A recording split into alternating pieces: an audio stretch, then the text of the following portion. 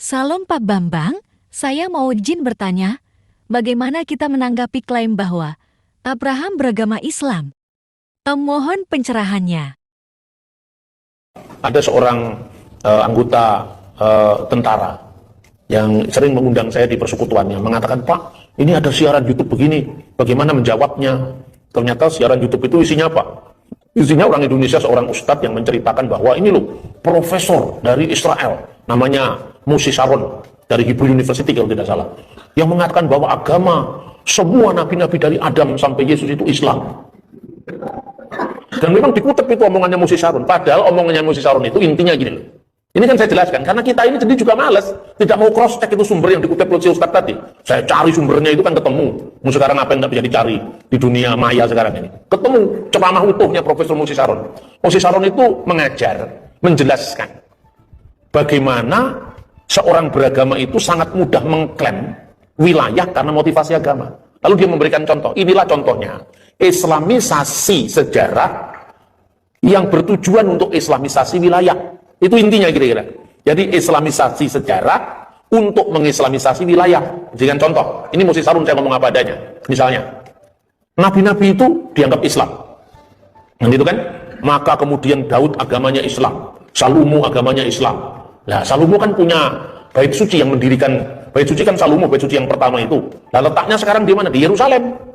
Yang sekarang bait suci itu berdiri di kota Daud, sebetulnya kotanya agak ke bawah itu kan. Lebih kecil, kemudian dihancurkan oleh Nebukadnezar. Bangsa Yehuda mengalami pembuangan ke Babel tahun 586 sebelum Masehi. Kemudian tahun 539 sebelum Masehi, berkat kebijakan yang dilakukan oleh Kores Agung, maka kemudian semua jajahannya Babel, tawanannya Babel, disuruh pulang kembali ke wilayah mereka masing-masing. Lalu diberikan hak untuk mendirikan rumah ibadah bagi agama mereka masing-masing. Ini yang sebetulnya deklarasi HAM pertama kali sebetulnya, kalau kita lacak dalam sejarah. Karena jelas sekali di situ. Dan itu sumbernya tidak hanya Alkitab, ditulis dalam Isra dan Nehemia. Itu ditemukan prasasti, namanya prasasti Slinder Kores Agung. Anda bisa membacanya itu dalam bahasa Akadia yang sekarang ini banyak sekali ditulis ya tentang itu. Salinan lengkap dari prasasti yang isinya pembebasan bangsa-bangsa termasuk Israel, lalu diberikan hak untuk membangun bait suci bagi Tuhan mereka masing-masing. Maka mulailah masuk ke zaman Persia, Ratu Esther, kemudian Mordekai menjawab kejahatan dari seorang bernama Haman. Lalu setelah itu dibangunlah bait suci yang kedua zamannya Isra dan Nehemia ketika bangsa Israel kemudian kembali dijajah oleh Roma. Herodes Agung memperluas bait suci itu kira-kira tahun 37 sebelum Masehi. Itu kan mulai Romawi menguasai Israel. Lalu dibawalah bait suci yang sekarang dikenal dengan bait Allah yang kedua, yang sekarang tinggal tembok barat. Orang Yahudi menyebutkan Hakotel Ha'arifi, orang Arab menyebutkan Haitun al-Mubaka, ya tembok ratapan.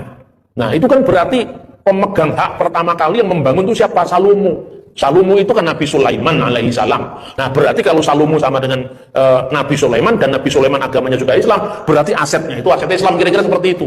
Itu sudut pandang seorang profesor Yahudi. Bukan berarti semua agama, semua nabi-nabi itu agamanya Islam gitu. Lucu sekali sebetulnya kalau dilihat. Tapi itu sudah bersorak-sorai mendengar YouTube semacam itu. Lalu saya kasih pelurusan lewat YouTube. Nggak begitu maksudnya. Nah saya gregetan lagi. Kok ya kebacut lagi katanya orang Jawa.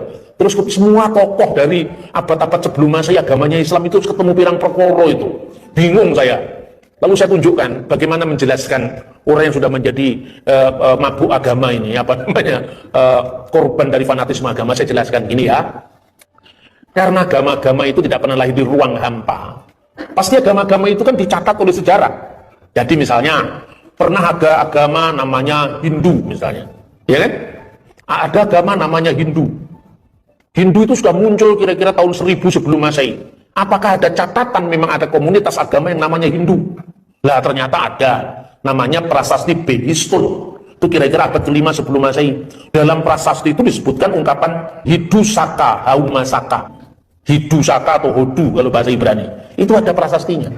Lalu ada agama namanya Buddha. Benarkah ada agama namanya Buddha? Oh, ditemukan kira-kira abad ketiga sebelum Masehi. Prasastinya di mana? Prasasti makam dari Darius Agung. Itu ada ungkapan Sakyamuni, Buddha, Dhamma itu muncul di situ. Nah ternyata memang agama Buddha dibuktikan oleh sejarah. Kristiani, agama Kristen, ya, misalnya disebut-sebut dalam tulisan sejarawan Yunani, seorang satiris Yunani misalnya, atau disebutkan dalam tulisan seorang senator Roma sekaligus sejarawan Roma yang namanya misalnya Cornelius Tacitus yang menyebut orang-orang Kristiani pengikut Yesus yang disebut Kristus. Ada lagi sebutan Nosrim, Nasrani, yang artinya pengikut Yesus orang Nazaret. Disebutkan dalam Alkitab Kisah Rasul pasal 24 ayat 5, tapi juga disebutkan dalam dokumen Yahudi yang namanya Birkat Haminim. Kan ada semua istilah Kristianos, Kristiani, Nosrim di luar kitab suci maksud saya. Sebab kalau kita mengatakan, oh ini Kristen agama yang paling benar, dasarnya dari Alkitab. Lah itu kan Alkitabnya orang Kristen. Orang Hindu kan nggak percaya Alkitab.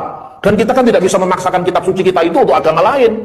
Begitu juga adalah hak setiap orang muslim untuk mengatakan inna dinna indalahil Islam. Sesungguhnya agama di sisi Allah itu adalah agama Islam. Lu silakan.